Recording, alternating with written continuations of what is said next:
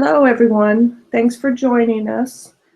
This is Rosie Castle, and I'm here with Larissa Uceda, Hi, everyone. and we're here for the Google Classroom Intermediate webinar. And so just thanks for joining us, and we're going to go ahead and get started. There might be some people that join us in just a little while.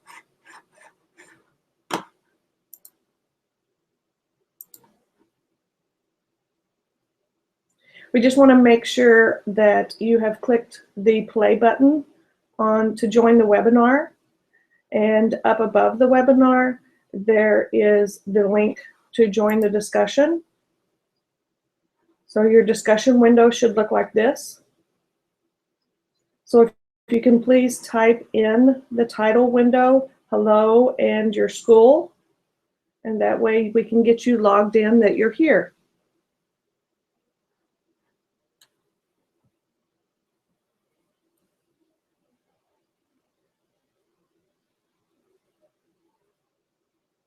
We see there's some people logging in. Thank you. You can just type in hello and what school you're from in the title box. That would be great. See some more people showing up. And we also want to let you know that if for some reason during the webinar you're having difficulty maybe with the video part of it, the visual part of it, or with the discussion board, maybe the audio part is not working correct, you can always type that in the discussion board, or if you're having difficulty with the discussion board, you can always text or email, but that's only if you're having problems, only if you're having difficulty. Otherwise, please participate here in the discussion board area. Larissa's texting number is right here posted on the screen, 831-6068, or you could email Larissa Uceda. Okay, so we're just going to give people a couple more seconds to get logged in, and then we'll go ahead and get started.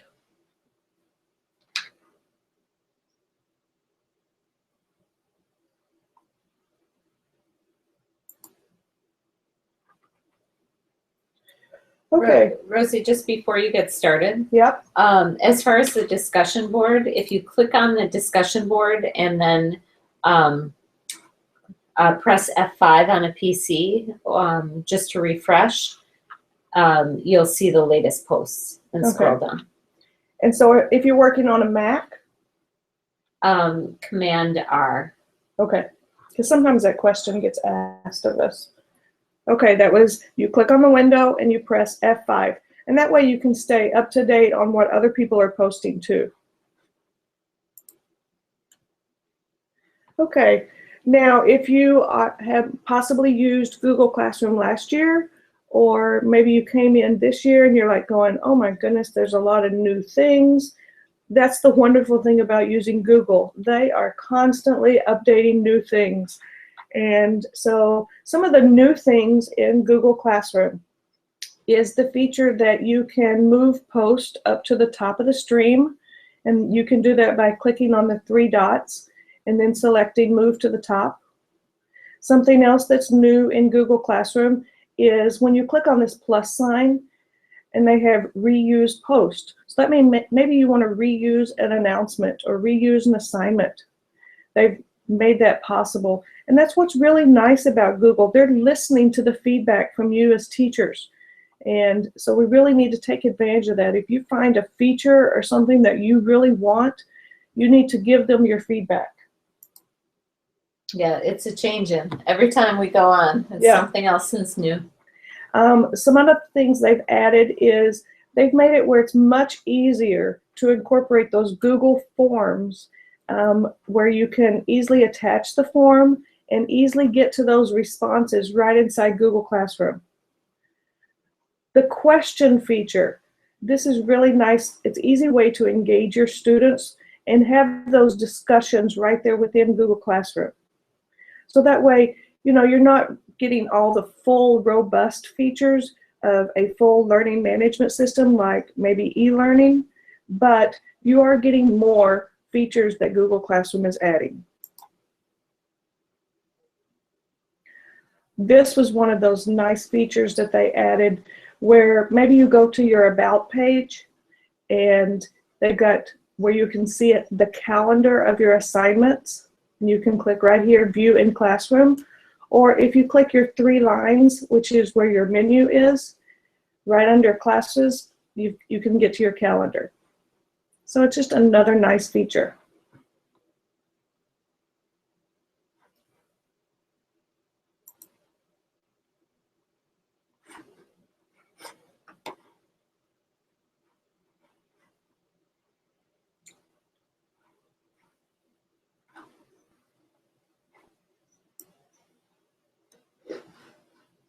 Okay, so now we're just going to take a quick preview of what they're talking about with this Google Calendar.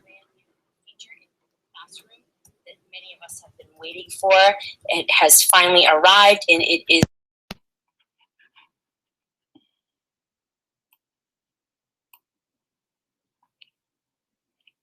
Classroom that many of us have been waiting for. It has finally arrived, and it is Google Calendar integration. So to access the calendar, you can do it 2 ways. You can come up here to the upper left and you can click on that triple line menu, and ta-da, there it is, calendar is right there. So you can click on calendar and it brings you to a week's view, so you can see all of the assignments that are due. This was an assignment right here that I posted. It was called a test of calendar integration. I actually found out calendar was released sooner than I actually had access to it, but that assignment, since the last time I looked at it, was actually added to my calendar. So I'm really excited about this new update to Classroom. It's something that we've all been waiting for. What's nice is you can click on this drop-down menu right here. You can see I'm in all kinds of classes that my colleagues have made me a student of. So I could look at my chemistry class. I have a lab due today. Then I could filter it by my British literature class. I could see what's due there. This is my help desk class. Like I said, I can scroll over. I can see if anything else is due anytime soon. There's an assignment on the 7th that's due for the help desk students. So this is awesome, and like I said, it's something we've been waiting for. I'm super excited that it's finally here. The other way you can access your calendar, I'm going to head back over into classes, is I can go into a class. So I'm going to click on test class, and you can also access the calendar by clicking on your about page. So as you can see right here, I haven't added any materials yet because this was just simply a test class, but I can view it I can view the calendar right in Classroom by clicking there, and I am pushed over into the calendar view. So again, that's how you would access the calendar, from either your about page or from that triple line menu. Again, highly intuitive, easy to use for all of us busy teachers and students, and this is one more fabulous update to Classroom. Okay, so we hope that gives you a quick overview of using Google Calendar and looking at the calendar in your classroom. So now we're going to go straight into a classroom and look at some other features that are in that About section. So I'm going to open up my Google Classroom and get into my class. Let me drag it over here so everyone can see. Okay, so in that About tab, here are some other features that you could be taking advantage of. Okay, right here, it's the Add Materials. So if you click on this, you still have all of those features down here. So maybe you want to add a link, which has got resources maybe for teachers or maybe for students who are in your class. So right here, I added a link of where I want my students to be able to always come back and create a graph. Maybe this is for a math class. If I always want them to have resources available for this class, so I could put a PDF in here. If I always wanted to have this website link available for them to always come back to, I could put that link in here. Now this is another way you could be using this, is maybe I've created a folder in my Google Drive, and it's got all the resources for this unit that we're working on for the rainforest. So then I would put the link to the drive here in my About section, so that way all the resources I want my students to use are available to them right in the About section for the class. So that's another way you could be using the About section. Okay, how's it going over there, Larissa? Good. We have a lot of people on. Not too busy on the discussion board, but I'm sure they're coming. Okay. So another feature is you might notice that Larissa and I have pictures up here next to our names. And sometimes teachers say, I want to add a picture. And you can see that Larissa has her picture and I do not. And that's a choice that teachers can use, is whether they want to actually use their own picture or not use a picture. And the way you can set this up is you click on the menu, the 3 lines, and you go all the way down to the bottom to settings. And right here. I thought yours was dancing. Sometimes she dances and sometimes, okay. I guess sometimes she takes a break. And right here where it says change profile picture. Now this is the part Larissa loves. Okay, so now this is where you can upload a picture. Maybe you have found a picture from the web that you like, or maybe you want to use your webcam to take a picture. So if you just use your webcam, you have to say allow, and see, hi everybody. And then you would say take a snapshot, okay? Rosie, you have to smile. And then I don't want to change mine, otherwise I would. Okay, so that's where you could change your profile picture and it would show up in your class. And you know, just changing that up is kind of fun. Students really notice that. That's right. This is the default setting for your notifications, and it's really nice because that way you are getting those notifications. But we have had some teachers say, can I turn that off? That is your preference, but right now we do recommend that you leave it on so that you are getting those notifications about what's going on in your classroom. Okay, so I'm going to go back to my class.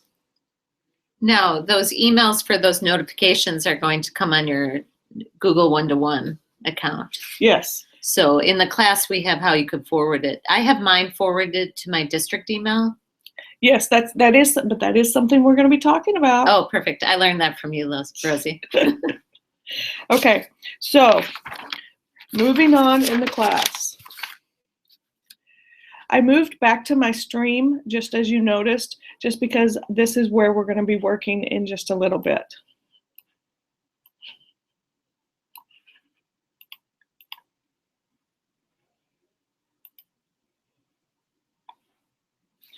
Okay, so one of the things that we're first going to be talking about inside of Google Classroom with an assignment is we're going to be talking about a collaborative group assignment. And we're going to have you thinking about it while I'm talking about it and presenting, and then we're going to ask you to post these thoughts. What types of assignments could you use this collaborative feature with? Or do you think this would work in your classroom? I love this picture because everybody's so intense. I love the faces. They do look engaged. Yes. Yes. Okay, so I'm going to go back to my classroom, and that way we can take a look at this example. So here I have this assignment. Now this is an assignment I have used in the past. So this is where you could, because I've used it in the past, I could come down here and reuse post, and I could have used that feature, and actually I did, which is really nice. Okay, so in this assignment, it is a collaborative writing piece, and it says that I'm going to collaboratively research and write an essay on the rainforest. It says I'm going to work with an assigned partner, and I'm going to write an essay. It says there's going to be a group leader that will create the new document. I'll make sure to put both partners' names in the file name. That's going to be very important so that the teacher knows who the partners are. The group leader will share the document with the partner. the partner must go to their Google Drive to find the file. So yes, there is some going into the drive. That's just so they can get the file. And then the group leader will be the one that actually turns the document into the teacher. Okay, so yes, there's a lot of steps here, but you do it a little bit at a time. And then all the other partners in the group will let their teacher know that it's done by marking done for the assignment. Okay. You think we're ready to jump over to the student side, Larissa? Yes, definitely. Okay. So now I'm going to jump over to the student side. So as our students, okay, we would get to Google Classroom. Oh, this is updated. The landing page. Yep. Students would come in to their Google Classroom. They would see the assignment. They would open it. They need to look over those directions. And it says they're going to work with an assigned partner, the group leader. So that means Sarah is the group leader. And Sarah needs to create the document. Now I know Sarah's going to be working with Joe. Okay, so I'm going to open this assignment. And I think that's really important to teach students to open here. Just in general, that they should always open so they see any attachments or the rest of the. Okay, now Sarah's the group leader. It's nice that she can see the steps again. And she says she's going to create a new document. Not add, she's going to create. So having those directions match what you want them to do is really nice. Create a new doc. So it's creating it. She needs to open the document by clicking on it. And it said that she needs to put both of their names in the title. So this is her name, and she just needs to click up here and add Joe's name. Okay, so I'm going to click back on that tab to see what else it was. So the group leader will share the document with the partner. Okay. So this does require some more teaching to let the students know about sharing because they're working collaboratively, okay? So I'm going to come over here, I'm going to click share. Now, right now, the document is automatically shared with the teachers. Sarah needs to share it with Joe. There's Joe, student, okay? And she does want him to be able to edit it because he's going to be typing. And she's going to send it to him. I'm just going to jump right in. This is just showing the process. You do not have to do this now. It's like sit back and watch. I know it's very small on the screen, so you can make it full screen and kind of toggle back and forth, or you can just know that you're not going to see every little thing. That's okay. It's just to get the gist. Yeah. Okay. So, and this is from the student's perspective right now, okay? So Sarah has added Joe's name. She shared it with Joe. Joe would go to his drive so that way he could see it. And so that way they could work collaboratively on this project for finding and researching things about the rainforest. Now, after they finished all their research, Sarah is going to be the one that turns it in. Because Sarah's the one that created the document, she has the turn in button. Okay? So after they finished all their work, Sarah and Joe, Sarah's going to turn this in. Okay? And she's going to click turn in. There is a place down here that she can add a private comment that's between her and the teacher. She can also let the teacher know that she worked with Joe, and this is just an additional thing that the student can add, even though it already says right here in the title. Okay. How's it going over there? Good. I just posted your directions in the chat. Okay. So now Sarah is done. Let's see how it looks like over on the teacher side. Oh, for the teacher, it says 1 is done. Okay.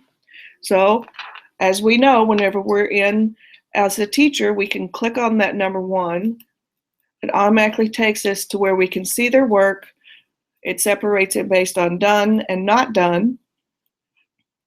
And we can click. We can open up their work. The teacher can see who the students are that are working together. This is where we can see that we can make comments over here on the side. We can also see actually what the students are doing at the moment, because I can see that Sarah is still logged into the document. This is really nice, okay? We can also make a grade. We can give them some feedback. Just going back over, but this is the main features of the collaborative writing piece.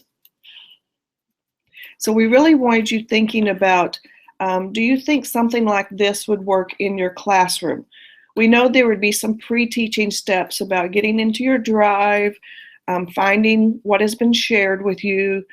There would be some pieces of how to share a document, but this is one of those ways that you could still have that collaborative feature. And so what types of assignments could you use this collaborative feature with? And so if you'll take a minute and answer these questions in the discussion box, that would be great.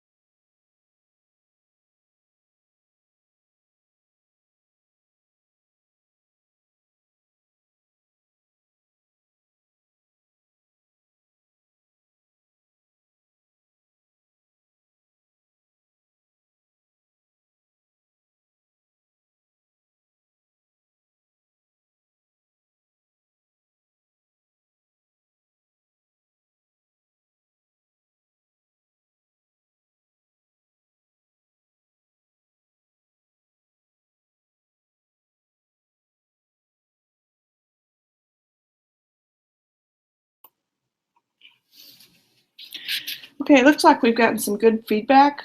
He's talking about peer editing.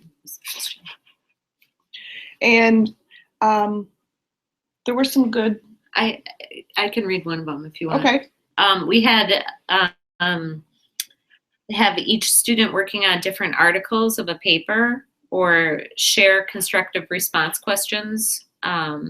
Excellent. We had a question about using peer editing, and John had a question about that. So if you're having any issues with peer editing, if students aren't able to edit, they need to unsubmit it to the teacher, or the teacher needs to return it to them. So that's that giving who has ownership on a document. That might be the issue. So once a student turns in a document, they no longer have ownership. So it's view only till the teacher returns it. They do have the possibility to unsubmit, keep working on it, and then submit it again. Mm-hmm. I'm hoping that might clear up. So what Larissa was just talking about is right now, when Sarah turned in that work for Sarah and Joe, I am currently, as the teacher, I have ownership of the document. The ownership does not belong to Sarah or Joe. And so when I'm finished looking at it and grading it, or giving them any feedback with comments on the document, then I have to click right here and I have to return the document to Sarah so that she and Joe can work on it.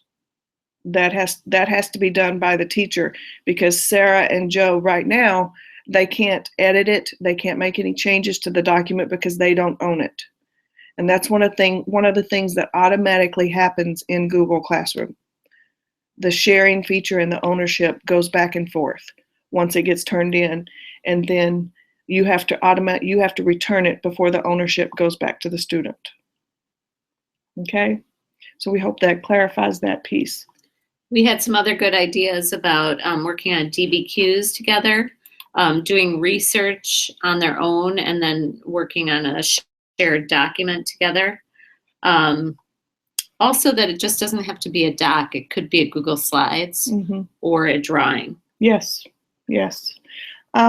Because the collaborative feature has not been added to Google Classroom, and this is one of those workarounds that we've tried to come up with. But when you're in Google Classroom, this question mark down here in this bottom left-hand corner, that is where you go and you give Google that feedback that I was talking about. So please keep giving Google the feedback that you want this collaborative feature or any other features. So something came up that if you work on a collaborative project in this way, if one student is absent, the rest of them can still keep working on it. So that's a really good point. I believe Rebecca said. So if they do share it with the group, then it doesn't depend on that one student. Exactly. I like that. Or possibly maybe you do have that student who is sick, is absent, and they still want to work on it. That's true. You never know. Okay. So we're going to keep going and look at some other things that we're going to have going on in the online portion after the webinar. This is some examples. We're going to have you working to convert, because you probably already have some Word files and some PowerPoints. And so we're going to have you working to convert those Word docs over into Google Docs, or PowerPoints into a Google slide. So that's one of the activities, task that we're going to have you working on in the online PD. And then some other activities is attaching work from your Google Drive in an assignment that you create. And we would like for this work that you do for the online component to hopefully be work that's usable in your classroom. And so when you create something from your Google Drive, so possibly you converted a Word document over to a Google Doc, and then you create your assignment in Google from the Google Drive. And here's some other features that it gives you. Maybe you only want your students to view the file. So maybe it's a document that you only want them to read. Okay. This could be, for an example, maybe it's just an article, a news article. okay? We have also had teachers that maybe they have a PDF that they want to use and it's sitting in their Google Drive. So what they do is they attach it to an assignment and they make it where students can view it. So that's one possibility here. Or they make it where each student, make a copy for each student. So if you've converted that Word document to a Google Doc, then the students can actually write on it. And that's where you make a copy for each student. So each student gets their own Google Doc, and then they can type on it and start writing on it. Okay? These are things that you'll be doing in the online classes. Okay, this comes to the fun stuff. Oh, I love this part. I tell you what, when we first saw this part of Google Classroom, we became so excited. Okay, it's not just for the students, the teacher side of it. Okay, whether you have an iPad, a smartphone, it just felt like it would do so many things for us and simplify many things. So there's been updates since the May 6th part, but some of the things it will do is it will create and edit assignments with the update and attach pictures. You can grade assignments and make comments right there. You can view your student work and make comments on your student work. Now, obviously, if you're able to do these things, you need the app loaded. I can tell people are downloading right now. Multitask. That's right. And you can attach pictures to the assignments because lots of times people say, you know what, I want to use pictures, I want to use videos. Well, this is one of those ways that you can do it, and it makes it so much easier. You can attach those pictures to your assignments and your announcements. Maybe you just want to capture something that's going on at school, in your classroom, or maybe something you see just going on throughout Rochester, and you want to just capture it and put it right there in your classroom. But you do need to make sure that if you're using Google Docs while you're in Classroom, you're going to need Classroom, Drive, and Docs downloaded from the App Store. So just get them all. That's Larissa. Just get them all. So we're going to take a look at this quick video and just let you enjoy. In this video, we're going to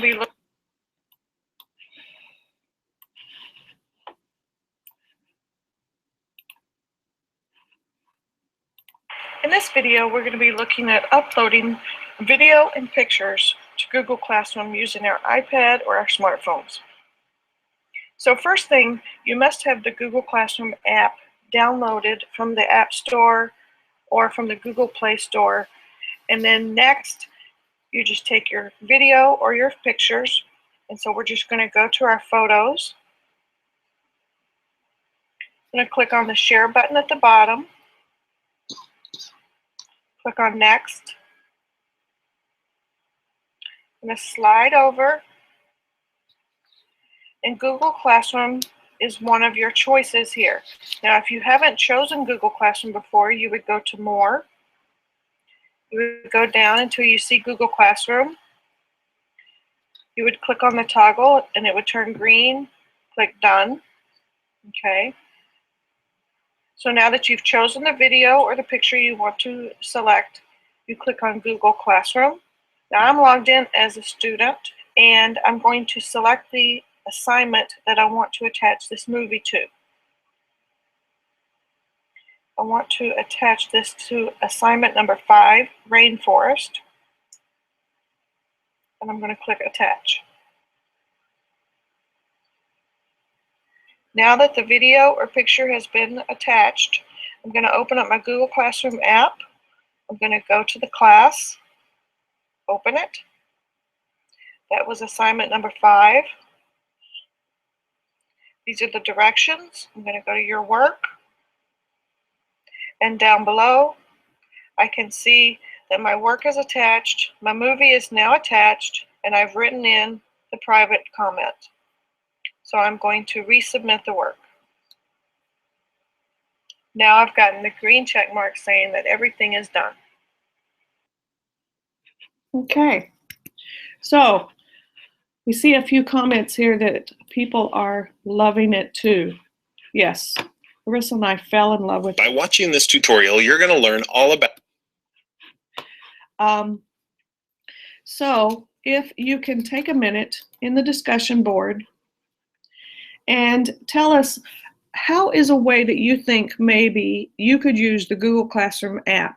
Maybe how you could use it with your students?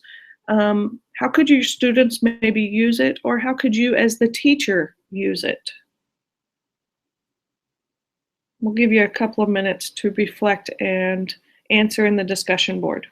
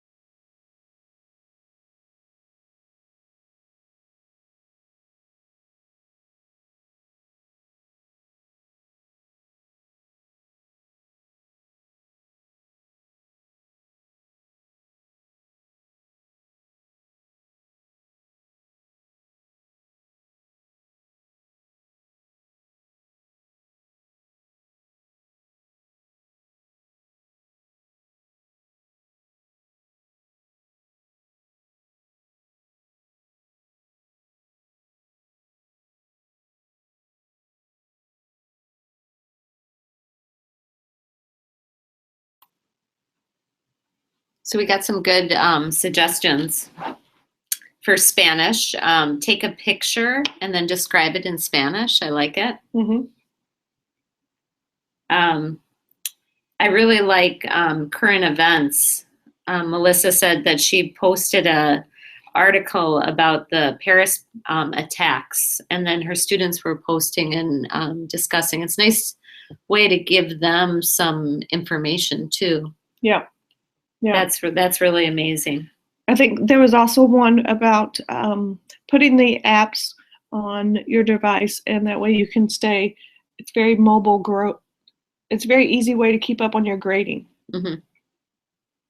You know, and that's actually a lot of feedback we get is teachers are really up on their grading because it's just so easy. Yeah, and it's another easy way because the app allows you to. Another easy, quick way to have access to your student work. And because they added the new feature where you can make commenting, you can see your student work, you can comment. We all know that our students appreciate that feedback. And so that the students see that you're quickly looking at their work, they're getting that feedback from you. So it's not just a one and done. They can go back in there, they can revise. We had another one about making short demo videos of lab work for students to follow. That's cool too. Yes, yes. I did see that there's one about the marching band. Was that Mhm. right? Yes. We've had other music instrumental teachers in Google Classroom, and they said that they've used the app so that students could capture their musical abilities. That way they could record themselves, they could capture other examples of their music abilities. So And even out at like a at performances, performance, yes. as long as they keep it short, or you keep it short. Exactly, exactly. So we hope that you're getting some ideas here and that you go out and have some fun with it and that your kids do too. I also want to share this idea, just popped into my head, that think about your absent students, okay? It's another way of connecting with them. Okay, so we're going to move ahead here. And I think Larissa mentioned this earlier for our tip of the day. Oh, sorry, I blew it. I forgot. I know. You were like giving me the eye too. I know. She's letting that cat out of the bag. Okay. So earlier we were talking about when you get those notifications about what's going on in your email, and obviously you're logged in to your RCSD one-to-one account. So that's going to your email, your Google email. So you wouldn't know what those notifications are. So this is how you can forward your RCSD one-to-one Gmail so that you're getting all of that information into your district email. Now, obviously, this is not all of the steps, but we do have the step-by-step directions in the online portion. But this is just so that you can quickly see that you would be just at your Google Chrome web browser. You would click on what looks like the 9 little dots, or your launcher is what they call it.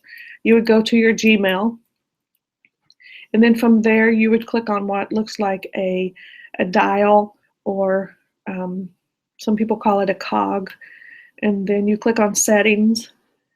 And then once the settings page opens, you're going to click on forwarding, because you're going to be forwarding your mail.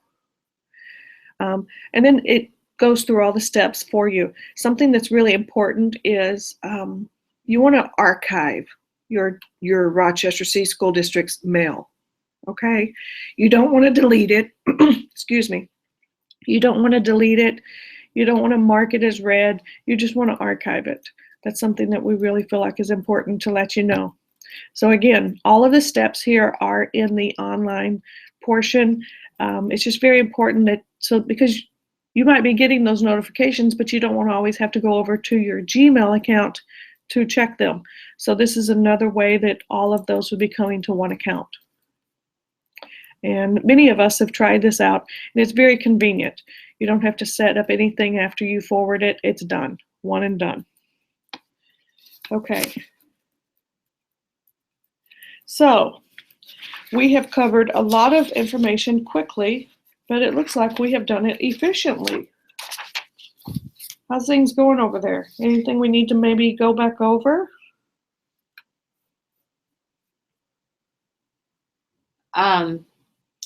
Someone asked if they should forward their email, that they already get 100.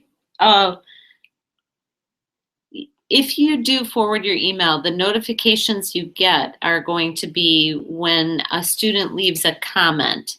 So when they leave a comment and submitting, you will get that notification. I don't think it fills up my inbox because they're very small emails. I just delete.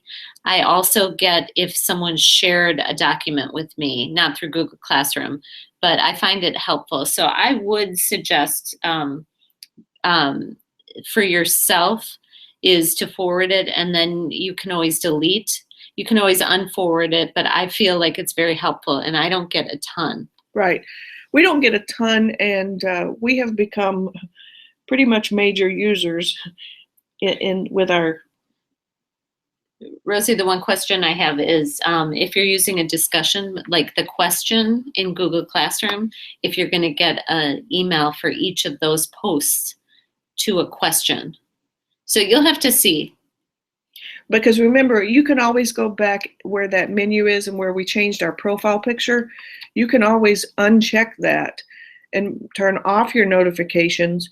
Or like what Larissa said, you could always make it so that your forwarding is, your email is not being forwarded. So it's a choice you have. It's just one of those tips that we wanted to pass along that you could try it out if you wanted to. Everybody's doing it. She's not putting any pressure out there. So before you leave today, we just wanted to have a ticket out the door. So if you could post in the discussion board one thing you learned or one question you have, that would be great. And we will be here for a little while. And then we'll see you online in the next component of the class. So we still have, it is a 4-hour class now. So there's the work in the online component, which all should be very helpful to you to use in your classroom, very relevant. Yeah, and the video for this webinar will be posted online, and we'll be sending out an email as soon as it does get posted. So just if you'll post one thing you learned or a question you have, and if it's a question, we'll try to get back to you. If not in the discussion board, we will send you a response by email, okay? Just thanks for joining us, and we hope you have a good evening. We'll see you online.